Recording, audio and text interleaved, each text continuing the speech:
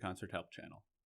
Today, we'll be covering how to clone a system, scenario, or deployment. If you would like to review how to create a system, scenario, or deployment, follow the links in the upper right-hand corner or in the video description down below.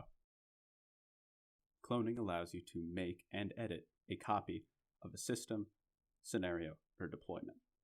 To do so, head on over to Systems, select the system you would like to clone, click the Clone button in the upper right-hand corner, enter a new name.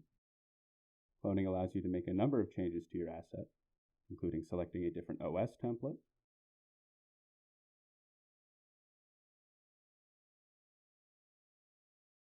Cloning also allows you to reconfigure your base settings. Once you have done all that, click Finish, and you have successfully cloned your system. The process is the same for scenarios and deployments. If you'd like to watch more of these video tutorials, feel free to check out the Concert Help YouTube channel. Alternatively, you can visit the Concert Help site. And as always, the relevant links are in the video description down below.